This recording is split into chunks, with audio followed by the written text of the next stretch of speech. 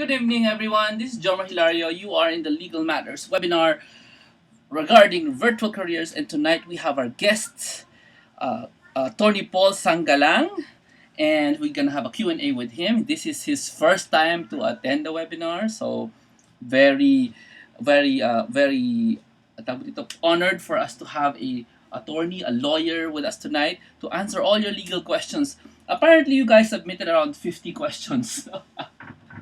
Ang dami, no? 50 questions for an hour's worth of webinar. So, we hope we were able to cover everything you asked.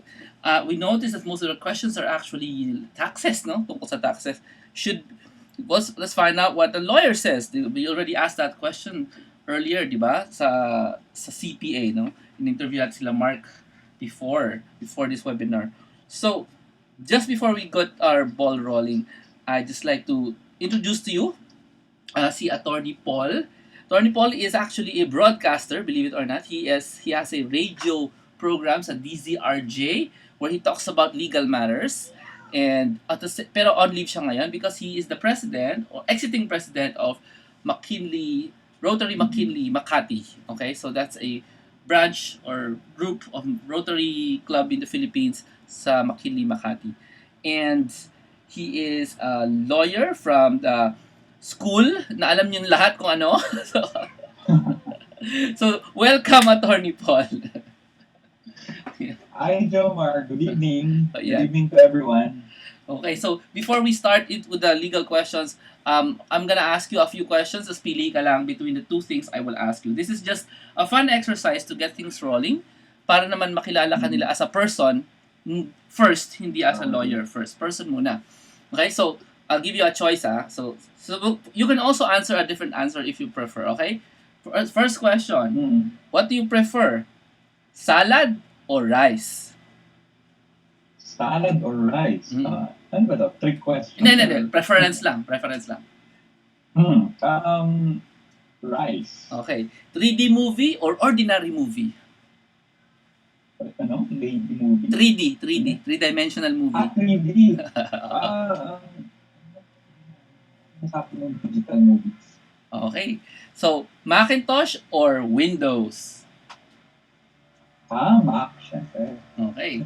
So, do you prefer salty or sweet? Parehong masama. Parehong masama. Ang intindi ko, parehong masarap eh. Parehong palang masama.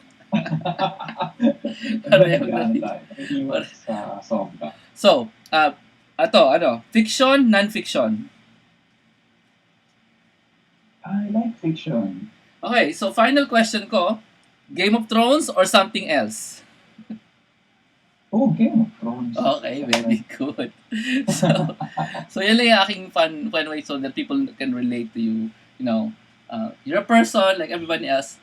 But I met Attorney Paul sa Wealth Circle group ni Brother Bo Sanchez. So you know, we all live in the same circles. Do you attend the feast, Paul? Yes, right now I'm attending the Value Birthday Feast of Brother Obed Cabillas. Ayan. So sino dito ang member ng Value Verde? Mag-hello lang kayo. Baka nakikita niyo si Attorney Paul dyan. And ipakita mo na yung yung slide so we can get the ball rolling. Okay. So, screen share? Yeah, screen share. Yeah. Tapos everybody paki-encourage si Attorney Paul, sabihin mo, kaya mo yan! Okay, so I'd like to introduce myself. No, magbubuhat ako ng sariling pako. Hi, okay ba? Oh yeah. Is everyone seeing my slide? Okay. Yung picture mo may telephone number. I'm Pol Sangalang, and this is my phone number. And that was me 10 years ago. Yung caricature na yan. I'm a lawyer. Here's my email address. My full name is Apollo. My nickname is Paul. You can call me Attorney Paul. So this is my email address at lawyer.com. And I have 3 kids, and when they were small, I had a hard time. Nahirapan akong explain sa kanila kung anong ginagawa ng daddy nila. ano bang lawyer? Because sometimes they thought that I'm a policeman or something. So I told them that I'm like a knight and I take up the cudgel for someone who cannot fight for his own battle. Parang I will be the champion to fight for someone else's fight. You know? So it's like champion or knight. So I'm right now I'm a licensed lawyer in the Philippines. Our regulatory authority is the Supreme Court, so I'm officer of the court. I'm a private practitioner. I'm not in government, but even though I'm a private professional, parang semi-private pa rin because we have a lot of professional ethics and we can get disbarred or our license can be removed. That's why we have to maintain a certain sense of professionalism and ethics so that we can maintain our license. So we are not under PRC. We are not under Professional Regulatory Commission. We are under the Supreme Court, and ayan, Supreme Court is the one policing our rank. Of course, siguro nakikita niyo na maraming uh, karapula or calling cards or billboards saying they are counselor or an attorney at law. So ano bang ibig sabihin ng attorney at law? Or attorney means advocate or representative. So you can I do representation service. I can represent a client. I can represent a client in court or out of court. And I'm also a counselor because I give advice. I'm sort of like a wisdom giver. I give legal advice to people. So I give a legal advice and at the same time I can represent people. I'm a part owner and partner in a law firm. I'm part of the Signeres Tuason, Balbin, Sangalang, and Amansec Law Office. This is based in Quezon City, although I have a separate office in Makati. Solo office ko yan sa Makati. And I'm a broadcaster on leave. I'm a member of the KBC, Kapisanan ng mga Broadcaster ng Pilipinas. I'm a co-host in a radio show at DZRJ. It's a talk show called um, um, A Legal Justice. And I'm one of three or four lawyers who host the show every Saturday. So on leave po ako ngayon. Probably next month, babalik na ako. And I'm also a trainer and facilitator. I do seminars. My favorite topic is labor law, also HR law, and of course business law. And this is one of the posters of one of the seminars that's a bestseller. I did this in Cebu, and I usually do this every year or twice a year in Makati at AIM. I'm a former student leader in the same alma mater as jomarhilario in UPLB. This is my picture, ano ba 30 years ago. 30 years ago na ba? Parang, okay. And I used to be the University Legal Counsel of UP several years after graduating from UP College of Law in Diliman. I was hired by my alma mater to serve. So, syempre, ano yan, wala nang isip-isip service. And I used to be the executive director of the NLRC. This is an agency under the Department of Labor, National Labor Relations Commission. And we handle labor cases. We decide on labor cases like termination, yung mga illegal dismissal. We are the agency of the DOLE that handles that. And I used to work with the Senate. I used to be the chief legislative officer in the Senate of the Philippines. That was about 2 years before I went private again. And I'm a proud member of Rotary, where I'm the outgoing president of our club, Rotary Club of Makati McKinley. And Jomar was one of our guest speaker about a couple of weeks ago, and he shared a lot of his ideas and expertise. and to many avid listeners from Rotary, because we are also interested in how to make money online. And despite all my experience, I'm 47 years old. I'm going 47 this September. I'm still a work in progress. I still have a lot to learn, even in the area of law. And well, I'd like to promote my Facebook page. I have a Facebook page, Labor Law Made Easy. This is where I render some free legal advice. You can send me a private message. Um, yeah, it's a Facebook page. It looks like this. It looks like this. If you're online, you can check your desktop or your smartphone, and this will be what you will see. I have almost 4,000 likers so far. And this is where I try to give advice, free legal advice to people. And I have an app, and yeah, you can message me there. And please don't forget to like. Para naman mag 4,000 likes na. So, as a lawyer, I I have to be a good strategist also, especially if I handle cases, no? And one of my favorite strategies is Sun Tzu, no? The Art of War, and this is what he said. The greatest victory is that which requires no battle. So ano ba ibig sabihin nito? Ang ibig sabihin nito is preparation. And if you can, ang litigation, ang cases kasi sometimes it's ano eh, lose proposition. Mas maganda yung win-win, di ba? Okay, so that's about it. Again, this is my phone number and this is my email address in case we run out of time. Okay, so back to you, Jomar. Jomar. Jomar. Yeah, Jomar. Oo. Jomar. Sabi Okay. Kala ko iniwan mo na ako. Hindi, nandiyan lang. Ano Okay. lang. Itong hangouts kasi, di ba, pag pinindot mo yung mute, hahabulin mo muna yung mute button. Oh, I see. Hihintay mo siyang May pala. lumabas. So, should I turn off my No, hindi. share? Hindi. Diyan ka lang. Okay lang? Oo, Okay lang. magtatanong na tayo dito. Oh, yan. Okay. I'll Sige. ask some of the questions here.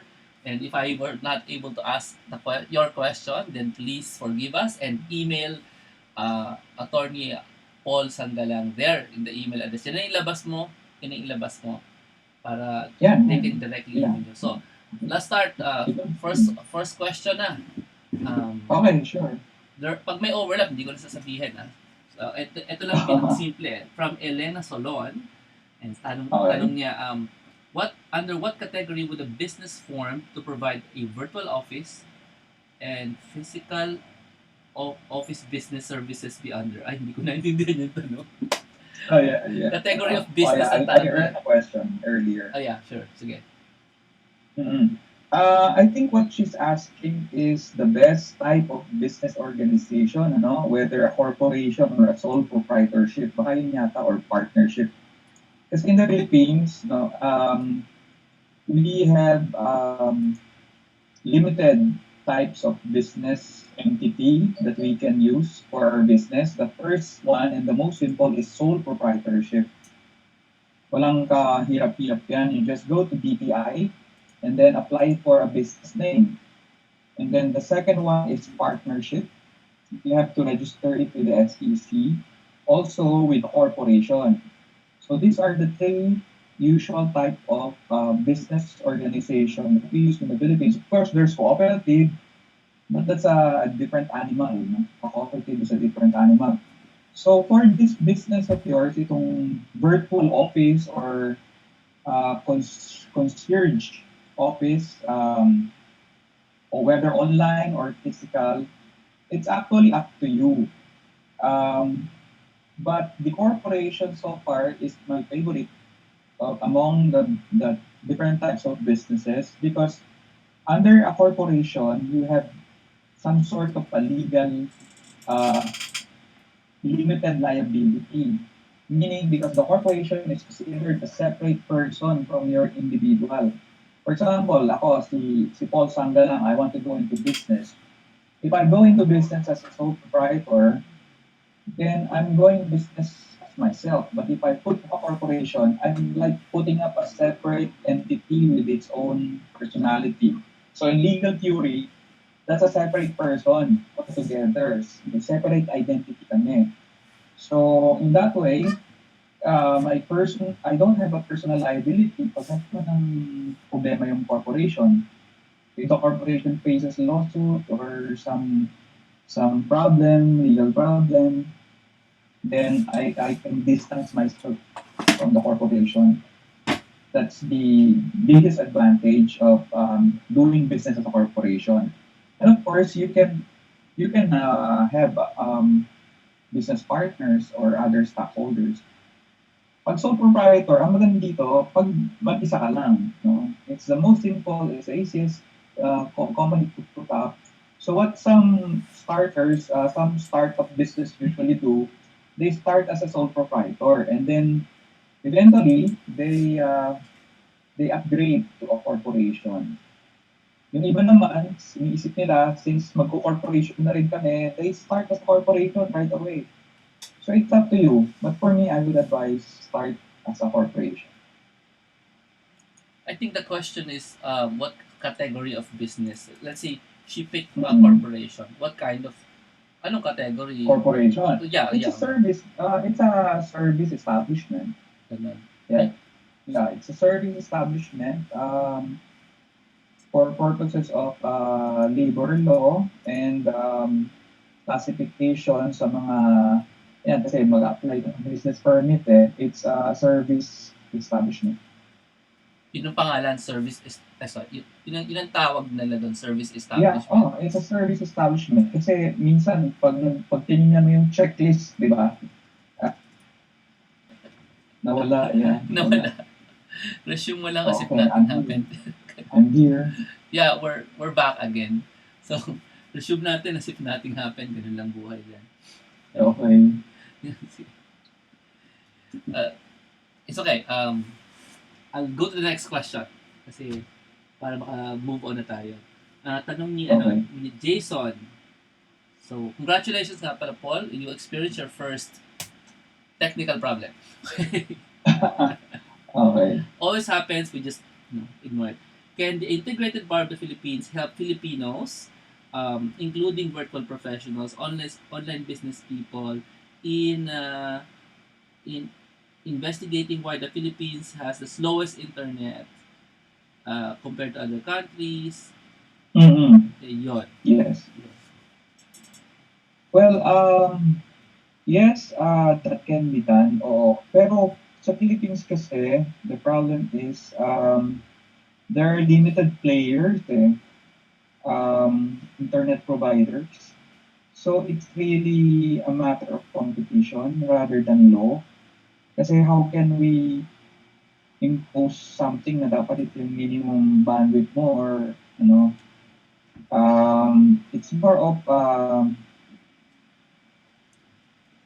I cannot see how legislation or how lawyers can assist in making Philippines internet faster, except if we for example, try to really measure if they're really delivering the their promise, no? So I think yung fair, we have to look into the contract. Kasi, ito lang, this is my point of view. It's a matter of competition. Para matulungan natin is kailangan pumasok yung mga ibang players so that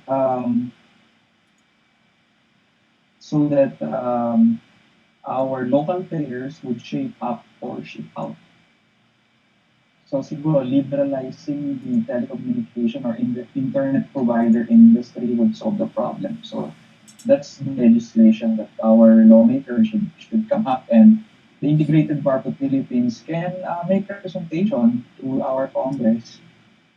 Pwede mag-sponsor ng bill, something like that, or a law, a proposed law to improve services. That's what I think we can do. Attorney Paul, what would be the best place where yung mga nakikinig would address that kind of request na gawa kayo ng law na liberalize the telecom? Sino dapat nilang i-email or tawagan to do that?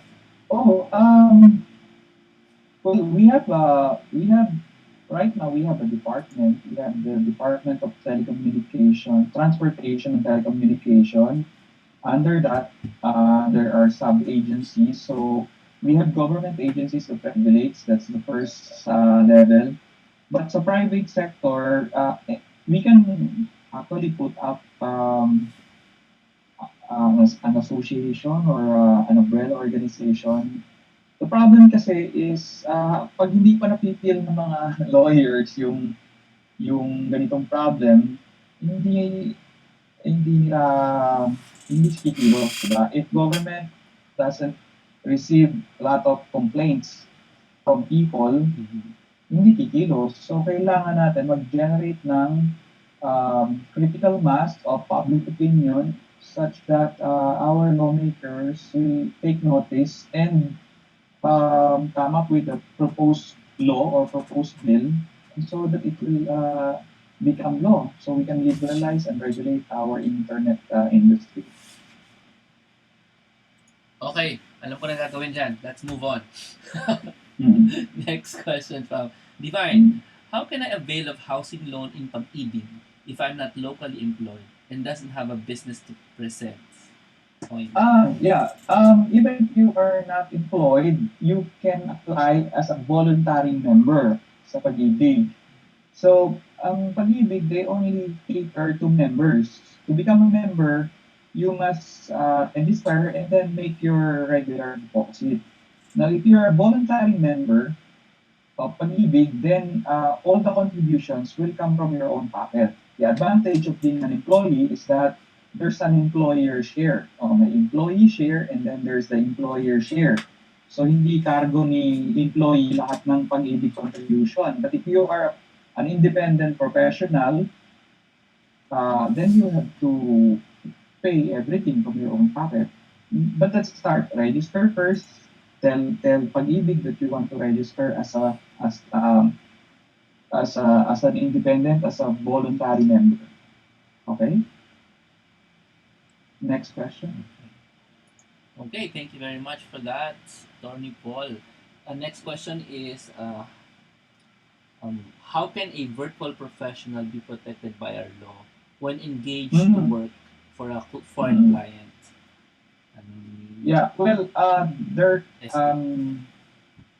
As a virtual professional, you are no different from any other professional. No, like me, I'm a professional. I'm a law professional or a legal professional. So I'm protected by law the same way that you are protected by law. That is when the other person is here in the Philippines also. No, the tricky part is when the other party or your client or customer or your employer is abroad. No, pag wala dito sa Philippines, that's the tricky part. Um, I also sometimes have clients who are based abroad. So even if I'm not an online professional, I experience the same problem as you are probably experiencing, like yung payment. Minsan, I've rendered service, and then how do I get paid, no? When the other party, my client, is abroad. So I think similar yung problem natin. So whether you're online or not. The problem kasi, ang ating mga batas, the law, Philippine law is local in nature. So our law extends only up to our boundary, up to the Philippine territory. Our law does not extend beyond Philippine territory. So if the other party is outside of Philippine boundary or outside Philippine territory, our problem is our law cannot reach him.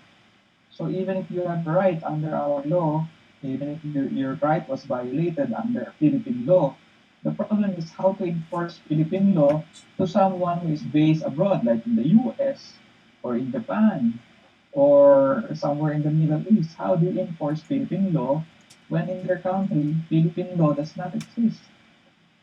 So that's the problem. Shared by me also, even if I'm not an online professional. So one way to go about it is ano muna, bayad muna. So that's one way. A big factor in this kind of relationship is trust. No. So if you trust someone, if you trust your customer or your client, you might agree to render service na wala pa munang bayad and then expect them to pay you based on trust and faith. Or kung hindi mo siya masyado pinatrust, then bayad mo na. You tell your client or customer, you send your payment first before I render service. Now, on the part of your customer or client, siya naman ang problema. What if after sending payment, tayo naman ang hindi mag-deliver, tayo ang hindi mag-enter ng service.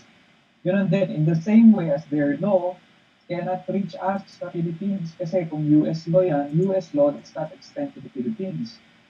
Japanese law does not extend to the Philippines. So that's the problem. That's why in big transactions, yung mga international transactions, they have arbitration, international arbitration. So because laws na are local in nature and does not extend beyond the boundary of the country where it originates, meron tayong mga international commercial arbitrators and commercial arbitration. Minsan, pag nagkaroon ng problem, someone from Australia and someone from the Philippines, in the contract, they have an agreement that they will meet together in Singapore to mediate and arbitrate itong problem nila. So that's the solution. Okay, that's a great answer, Attorney Paul. Pero I have to take a break. Yes. It's technical. Hintayin mo ako in probably 3 minutes. I have to. Okay. Diyan ka lang. Sure. Huwag ka alis. Diyan ka lang. Okay. I'm gonna get out, Kiril. Kasi basta hindi lamak din chat ko. Okay, so. Yes. So, what you just missed is just one question. Ako na mag-rephrase, no? Somebody was asking, si SP, tanong niya, how can the law protect me? Nakaka-enlighten to know na the protection for the virtual employee or virtual professional is identical to the protection given to an ordinary employee. Ibig sabihin, Yes. parehong-pareho pala. So, kahit nasa ibang bansa ka. Hindi, sabihin, kasi nandito ka sa Pilipinas, ang protection sa'yo, the same. Which means, ang kliyente, pag nasa ibang bansa ang kliyente, ang ordinary employee, hindi rin siya protected. Kasi hindi abot ng Philippine law ang ibang bansa. Ang virtual That's the employee, problem. hindi rin. So, pareho lang. Walang difference. Ganun. The laws don't extend in between countries. Yeah, beyond the boundary. Beyond the countries, oo. Yeah. And, okay. Sandali yan.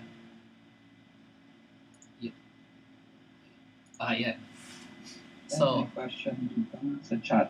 May mga nagtatanong dito sa chat eh. Ngayon lang. Yeah. Isa pa lang, yung corporation, sabi niya, gusto mo, di ba, kailangan ng 5 tao daw to create a corporation? Yeah. You need a minimum of 5 persons to start a corporation. 5 individuals. Tanong ni LSP, continue natin. What are the requirements for a virtual professional to register her online services? Yan. In the Philippines, just like any professional, you apply for a business permit and you register with BIR if you want to register your business, no? So it's like putting up any business, no, any service establishment. So first you go to the barangay, get a barangay clearance, then you go to City Hall. But before that, you have to choose whether you want to organize as a corporation or a sole proprietorship. So kung sole proprietorship ka lang dahil mag-isa ka, you're an individual, pwede kang mag-create ng business name. You can have your business name registered with the DTI. Pwede rin namang walang business name. You use your own name. So if you're going to use your own name, you don't have to go to the Department of Trade and Industry. You're just as a professional, a freelance professional. So you go straight to the barangay and go to the city hall and tell them that you are a self-employed professional. And then when you have your business permit, you register with the BIR, and that's it. You can start business now. So there's a lot of people, a lot of professionals even who don't do that. So they're part of the underground economy. No, there are a lot of people like that who don't register. So they don't have official receipt. They don't pay taxes. So they're part of the underground economy. So what would be the benefit? Okay. So what would be the Hello. Hi. So Mhm. meron nga totoo 'yan, may mga underground economy. So would there be any benefit if these people, the virtual professionals, register versus Yeah. not registering? If you register and you pay your taxes, the benefit would be, first of all, you can get bigger clients Yeah. because bigger clients like mga corporate, multinational, they go for registered professionals. They go for professionals who have business permit and who can issue official receipts. Di ba? So that's the main benefit of registering. You have the opportunity, you have the possibility of getting a big company as a client. Which is true. Which is very, very true. Mhm. Na-experience ko Mhm. yan. Okay. Mhm. So, punta na tayo doon sa next question ni Okay. sino ba to? Si Leah, tanong niya, are there taxes that I'm required to pay and how should I pay them? Yeah, oo. Well, if you decide not to belong to the underground economy anymore, there is taxes to be paid. Number one, yung binabayaran natin is yung income tax. Kasi you have to report your income. Now that's honesty is the best policy dito ang ginagawa ng. It's a self fill up form, so you report to the BIR the taxes that you feel that you should pay, based on the formula. Anyway, there's a formula there, and based on your annual income, you will know how much taxes na dapat mo bayaran. So income tax, actually kahit hindi tayo nagbabayad ng income tax, nagbabayad na tayo ng tax.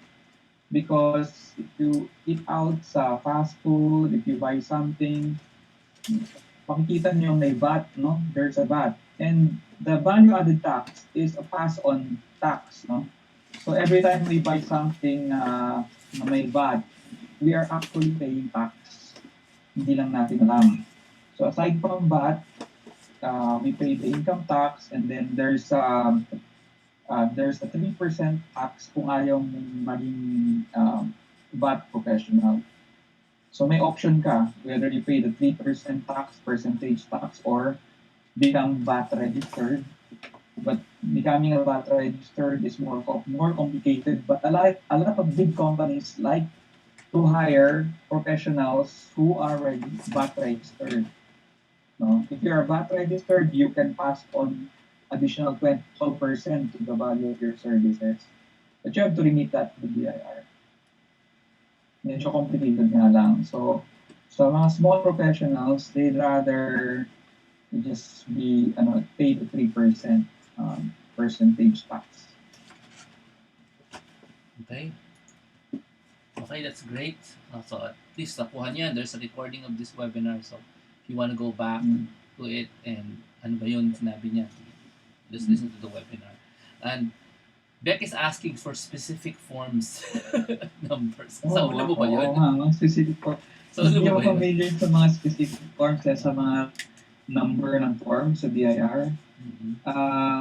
Pero ang alam ko, for self-employed professional, ang income tax na pinafile namin ay 1701. Yeah, Form 1701. That's for the self-employed professional. Okay. So, tanong ni Joren, how can the virtual professional issue receipts? Hindi naman nakikita yung nung client. Oo, correct. Tax machines Oo, na yeah. involved na. Pero Pwede sige. naman mag-issue ng receipt. Ah, iba yung pag-i-issue ng receipt sa delivery ng receipt or pick up ng receipt. Pwede naman honesty system, di ba? By just being honest na gusto mo talagang magbayad ng property tax, you can issue a receipt and then scan it and then send it to the client. Ganon. Hindi naman, that's a different matter. Delivery and pick up of the receipt is another matter from issuing receipt. Nanalo. Totoo yan. Totoo yan. So, nasagot na ang tanong. I hope naman. Mm-hmm. So, let's go to the next question from si Ann.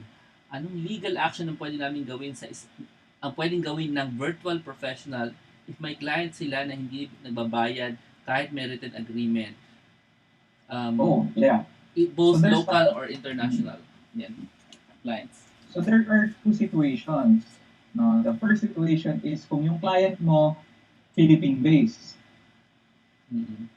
What I mean by Philippine-based, there are two things. Taga-Philippines, Filipino, resident of the Philippines, or kung foreigner siya, meron siyang registered business in the Philippines. Meron siyang branch. Meron siyang license to do business in the Philippines. There are some companies that are foreign companies like, for example, Samsung, Apple, or some other companies, the foreign brands, they have license to do business in the Philippines and they have a local branch here. So if they have a local branch, you are swerte ka because you can sue, you can file a claim, a case, in fact, against the local branch. No? Or kung Pilipino yan, kung nasan yung kanyang office or residence, you can sue them.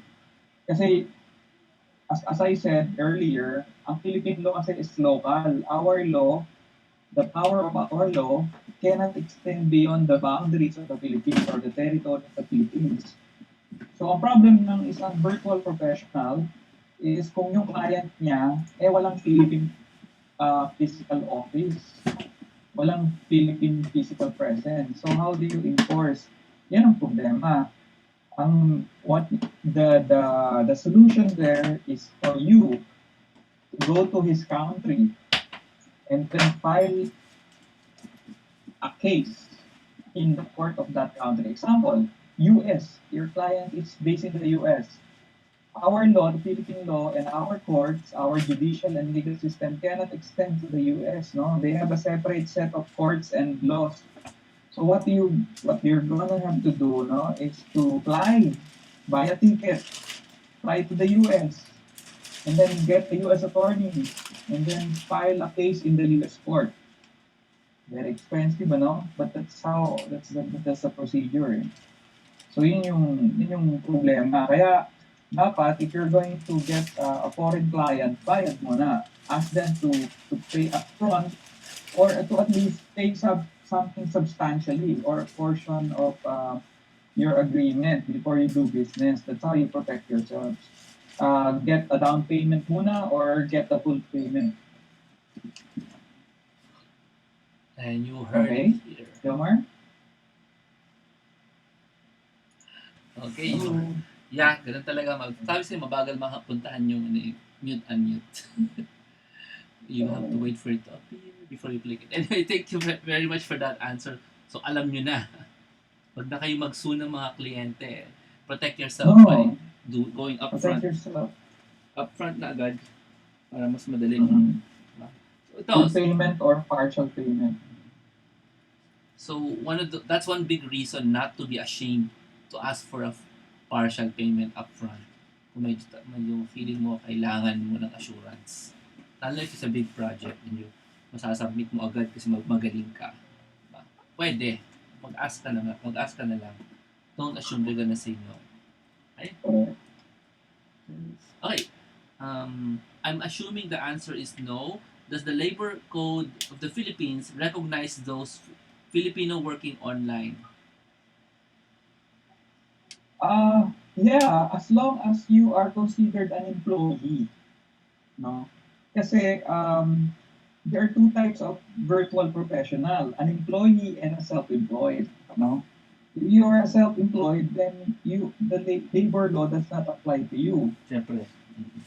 Oo. Labor Only law- when you are considered as an employee. That means you have an employer and you are not a self-employed or an independent professional, will labor code be applicable to you. Kasi nga the point is, it is called the labor law for a purpose. It's for Oo. employee. Okay? Sa mga employees. Yan. So, So, but there are online professional who are employees. Yeah. Depende yan sa arrangement. mhm. Yeah, and if you are an employee, under your agreement, you're an employee, then you are entitled to the rights and benefits and privileges of an employee under our labor code. So, tuloy na natin yung mga so I think mabilis lang to pero tingnan natin ha. To whom and where can we ask for legal matters in connection with working or doing business online? Where? Pwede kayong mag-ask. Yeah. Probably Department of Trade and Industry. It's the government entity in charge of all commercial regulations for business activities. But there are a lot of private attorneys, so you can get legal advice.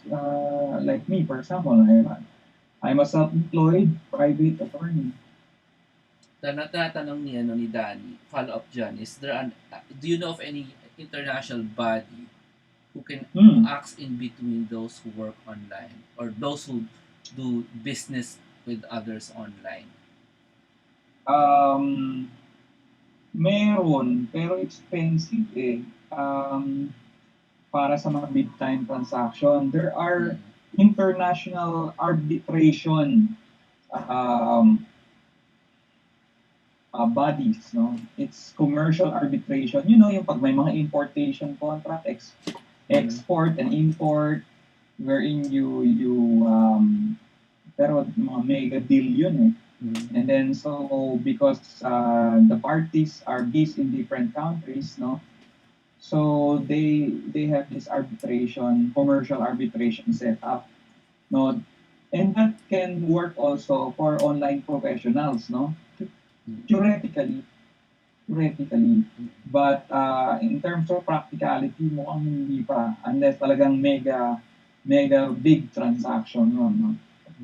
But the same principle works. Okay, so follow-up question na niya sa, are there any protection we can expect if we make a transaction online? Well, pwede, yeah. As long as yung ka-transaction mo is local, Philippine-based. Okay. Oo, may registered office sa Philippines, whether foreign company or local company, basta meron siyang registered business dito sa Philippines or resident sa Philippines, pwede mo siyang idemanda. May protection ka.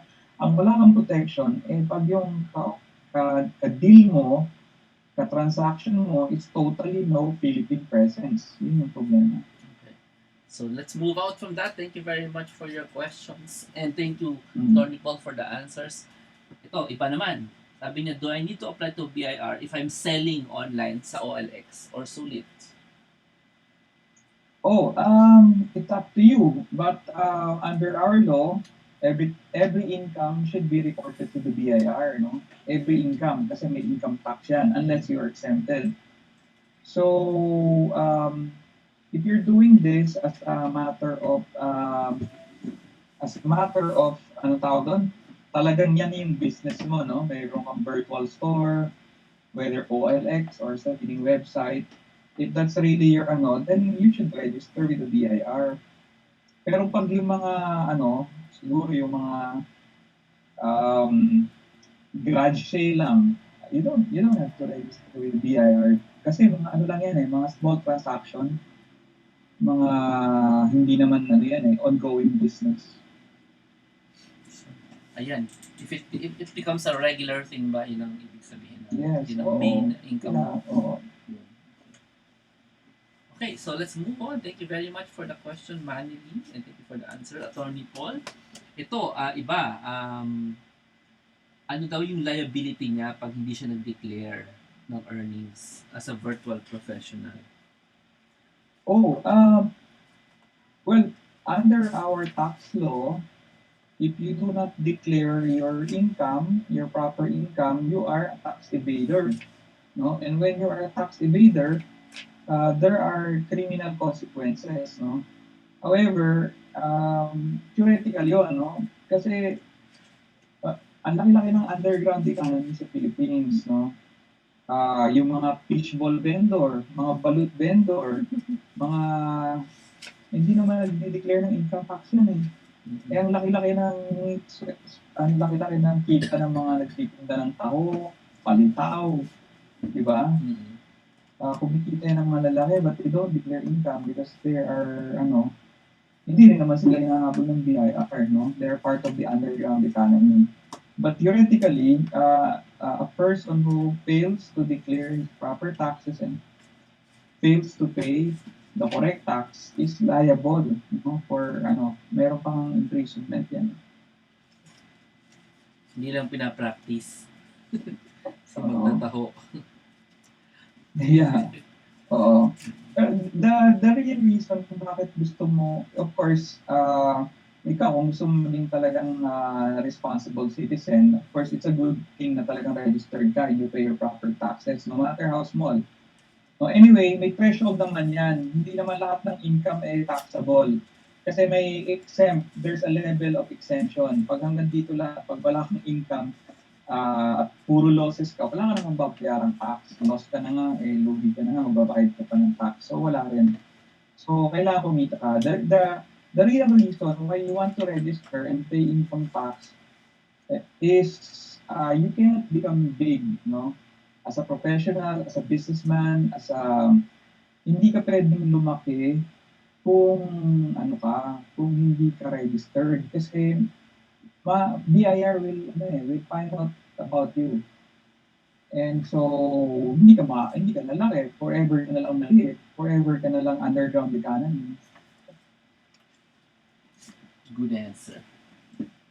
Okay, very good. So, how about commissions? Hindi ko hindi tanong ni Alan eh. How are commissions treated by a business? Pabasahin ko na lang. Commissions, Sabi niya, is tax or ano klase. nakalagay, may word kasi na hindi clear eh. It's the 10%, is the 10% creditable withholding tax all that I will pay, or will this still be subject to income tax computation? Yung creditable withholding tax, ano yun? Kung ikaw yung professional na winithholdan, that will be part of your prepaid tax yun.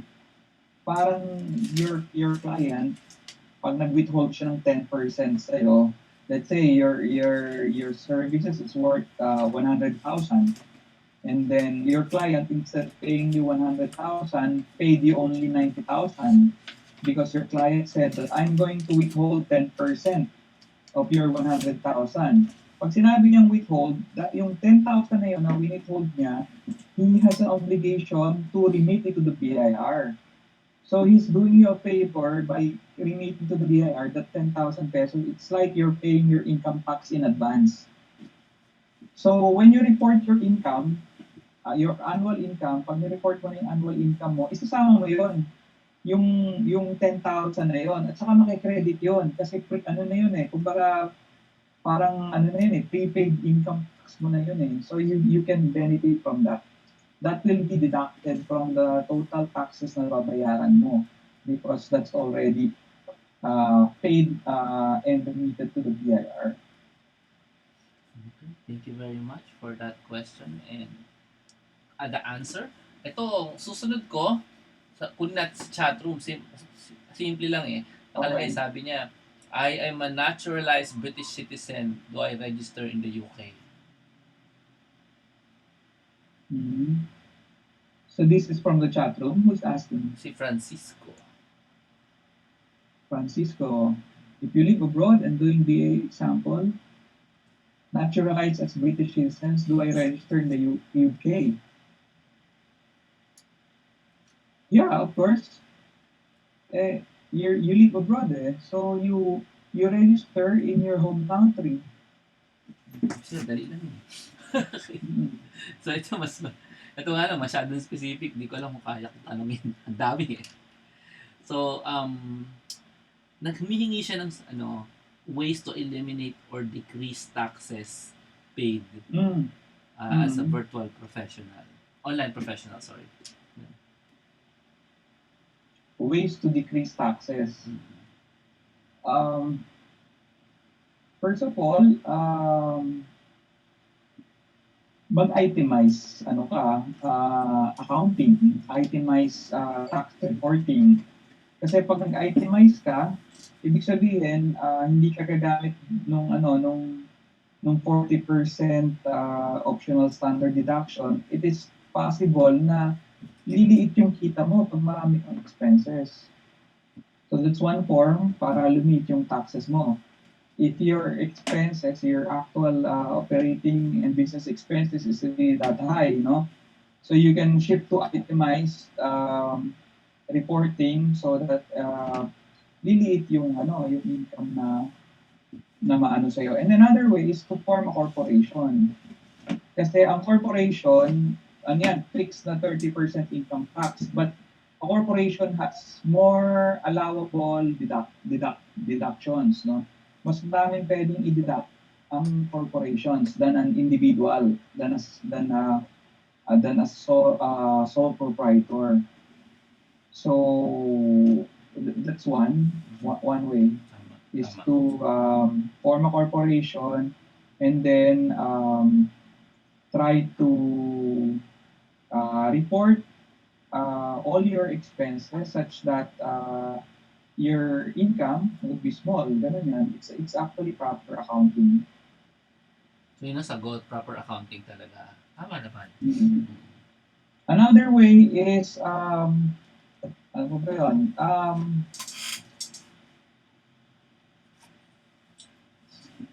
Become, very complicated na yung iba mahirap, baka hindi maintindihan if I'm going to share it. But there are ways to get lesser tax kasi may mga taxes na taxes on dividends. Tama. So, mas maliit yun. Next Either question 0 or 15%. So, may mga ways to decrease tax. Taxes on dividends. Hmm. Maybe it's related to the next question. Sabi niya, meron bang tax deductions for those who engage in the stock market? Tax deduction. For those who engage in the stock market. No, I don't think so. There is what we call a final tax. Parang, di ba pag may deposit ka sa bangko, yung interest, tinatax na kaagad ng bangko. Makikita mo doon yung interest mo, kumita ka sa deposit mo, pero babawasan ka agad ng final withholding tax. Ganun din sa stock market. Yung tax, yung earnings mo doon from sale, automatic dinideduct na nila. So, parang automated na yung payment ng tax mo. Any earnings mo sa stock trading or stock market, hindi mo na kailangan i-report yan sa income tax return mo. So, and then, mas mababa yung tax doon sa stock market. So, that's one way to reduce tax. You engage in the stock market. Okay. Tapos tanong niya, Meron bang tax deductions available for those who are involved in the real estate as a salesperson? Tax as a salesperson. Maybe he means broker. I'm not sure. Oh yeah. Oh, parang professional, ano rin yan eh. Whether you're a broker, you're a lawyer, you're an online professional, virtual professional, all of us are professionals. Isa lang ang tawag sa atin sa BIR language or sa BIR jargon. We are all self-employed. Mm-hmm. So as self-employed, we use the same form 1701 in terms of income tax. So kung ano man yung pwede kong madidak, yun rin ang pwede nyo madidak, which is yung personal deduction, tsaka kung may dependents ka, if you have children, if you're married, so iba rin ang deduction dyan. And then yung mga ano mo, yung you can go to the you can choose to have optional standard deduction. So automatic na yan, wala nang audit yun. 40% of your revenue hindi na taxable kasi part na yan ng operations mo. Only 60% will be subject to tax. That's actually the simplest way. Kung mapisa ka lang tapos namamahalan ka magbayad ng bookkeeper or accountant, this is sort to be optional standard deduction, OSD. It's in your tax form, actually. Mm-hmm. Mm-hmm. Yeah. Diba puro tax ang question dito? Hindi naman Okay. ako. Wala ata kayong legal Hindi naman ako questions, ano? PA. Oo. Wala kayong legal questions. Ito, panay tax. Legal questions na lang. Tignan natin kung meron pa. Hindi, mag-good night na tayo. Ito si Antoinette may question. Sige, tignan mo kung pag-tax nga. Hindi siya pang Ah, tax. sige. No? It's about a corporation. No? Antoinette is asking, isn't it there a startup capital for corporation? What about virtual professional services? How much is the lowest amount? Well, for corporations, no, theoretically, for corporation, the lowest, no, capital na ina-accept sa SEC ay 5,000 pesos. You can start a corporation with just 5,000 pesos. Now, 5,000 realistically might not be enough. You know, kasi the corporation code was, kailan ba ito? Yeah, it's an ancient law. So, 5,000 pesos might not really be practical. So, but yun eh. That's theoretically, you can start a corporation with only 5,000 pesos. For virtual professional services, there's no low amount. It's up to you. How do you want to capitalize your business? There's no minimum. Siguro, maglalagay ka na lang doon para medyo respectable naman yung business mo. Maglagay ka naman ng siguro kahit at least 5,000. O, yan. Yan ang sagot sa tanong ninyo. I think we are out of questions about legal questions, at least now. But everybody's concerned with taxes, so maybe oo nga. you guys are also uptight about it. There is another recording with friends ni Attorney Paul. Sila Mark and Michael. There are two CPAs. You best get to that recording. We did it like 2 weeks ago, I think, or 1 week ago. So go get that para makita niyo ang sagot sa mga tanong niyo. Pare-pareho lang naman yung mga tanong niyo. It's essentially, should I pay taxes? Parang ganun lang. Ang sagot lang naman doon, yes. Maybe they wanna hear it from Attorney Paul, which kanina pa namin sinasabi. Yes, you should. Okay? If it's your constant source of income, yes, you should. Now, sabi nga ni Attorney Paul, ang fishbowl vendor, hindi. So, it depends if you want to be like the fishbowl vendor or you want to grow. You want a bigger company. Ito last question, hindi related sa virtual professional. pero hindi tax. Okay. Ay, tax pa rin. So, never mind. Tax pa rin eh. So, I think we're at the end of the webinar. Thank you so much, Attorney Paul, for giving us your precious time answering tax questions and legal questions. Si Rosemary daw may legal question. Sige nga. Nasa na?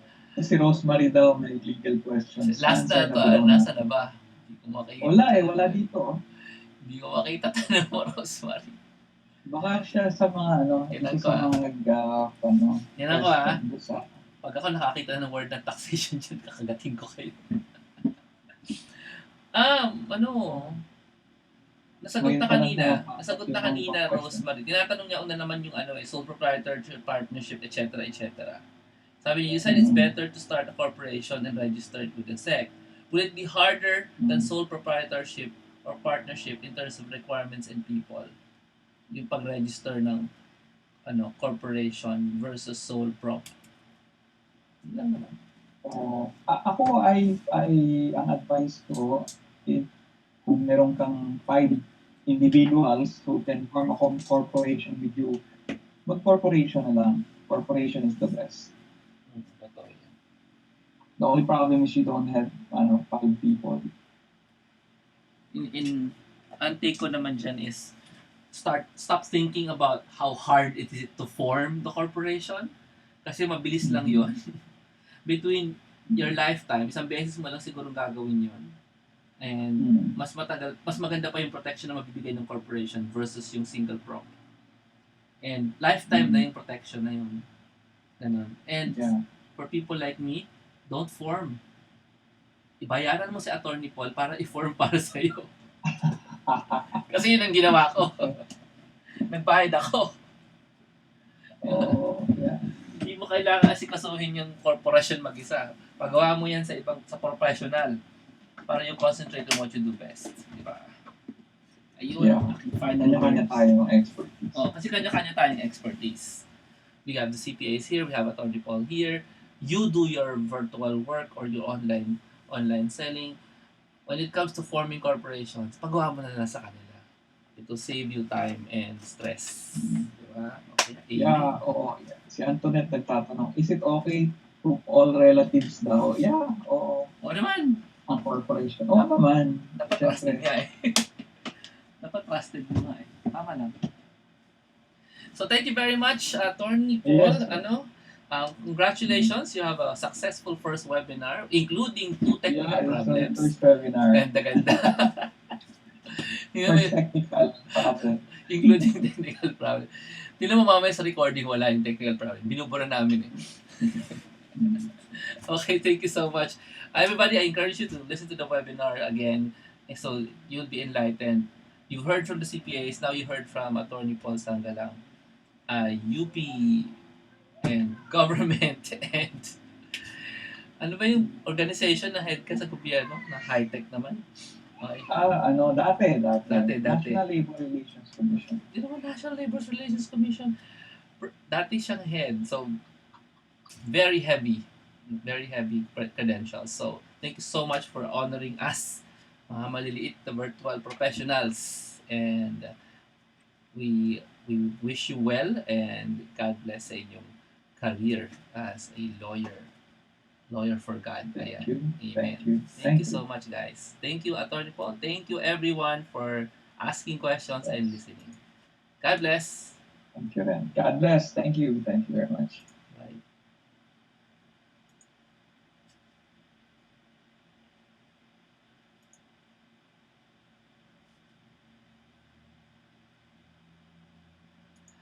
Ay, okay. Contact details ni Attorney Paul.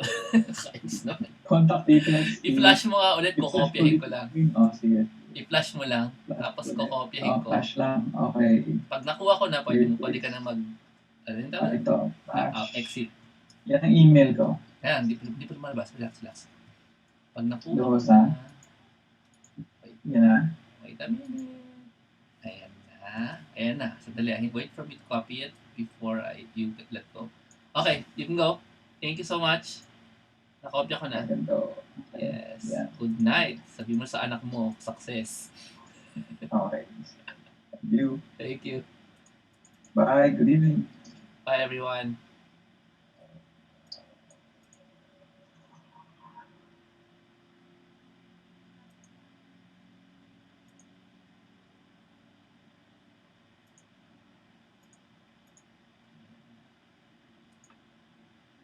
Jomar, mag-sign up na ako. Sige. Ako nang bahala. Bye. Sige. Salamat ha. Maraming salamat. Salamat din. Okay. Hello guys. So this is Jomar signing off. You're gonna get a copy of the webinar replay using the same link you joined in, but you're probably gonna get yung version na naputol. You have to wait for us to assemble the webinar using its putol na parts para maganda, no? Wala ang putol na parts. But if you're looking for it, just go to the Jomar Hilario Virtual Careers na Facebook group. It's going to be there, and we will permanently put it in the internet so anybody who has questions about law and virtual careers uh, will be able to see the webinar. The funny thing here, however, is all of you guys are asking about taxation, which is supposed to be a question to be given to the CPAs or certified public accountants. Which means we might get another CPA as guest again. Para paulit-ulit nila sagutin, paano ba yan mag-file ng tax? Well, we will. I'll ask somebody to actually show you how to file taxes, which is really boring. So I probably won't be there. We'll make it a video. So paano kayo makapag-file ng tax? Kung yun ang gusto nyo. But I hope you appreciate that we got a lawyer up here to help you out. Yeah, so just go to his Facebook page. It's facebook.com/legal coach. I trust him.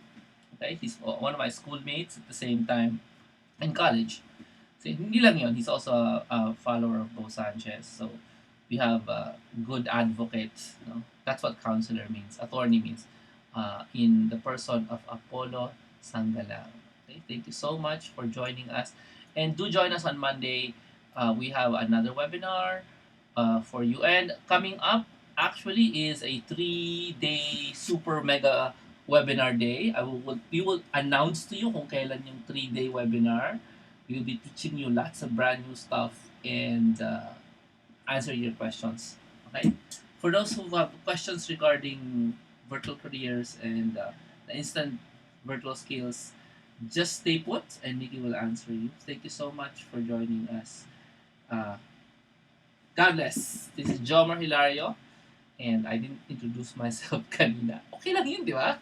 Okay lang sa inyo yun. But you want to know more about Jomar Hilario, just go to jomarhilario.com or just go to Jomar Hilario Virtual Careers and you will find all my other students who are learning how to work from the internet. And for those looking for pang boost ng belief, hindi ako makapaniwala, meron palang virtual career, mga ganyang klase. Just go to Jomar Hilario Virtual Careers na Facebook page and I will be posting to you a list of free resources na pwede nyong puntahan, lalo na sa mga beginners, no? You might be in the webinar and you're a first timer and you don't know much and you want to know ano ba yung pwede kong maintindihan dyan. I can give you a list of all my videos who are out there on the internet. Also my podcast, which is again Q&A videos, the very short. And also gonna give you the 3 most important videos you should have watched if you're looking for an orientation. 3 videos lang. Pero 3 hours yun. Kasi 1 hour per video. It's also free. And I'll also give you yun lang na mabibig sa inyo. So just go to facebook.com/groups/Jomar Hilario Virtual Careers if you really wanna get involved and find out ano ba yan? Ano ba itong nakikita ko na virtual careers na yan? Okay? So thank you so much for joining us. Please do pray for the future plans this year. It's just the middle of the year. Marami pong pwede mangyari. Let's go. Okay? And start transforming our lives. Okay? Salamat. This is Jomar Hilario signing off, but Nikki is gonna be there to answer your questions.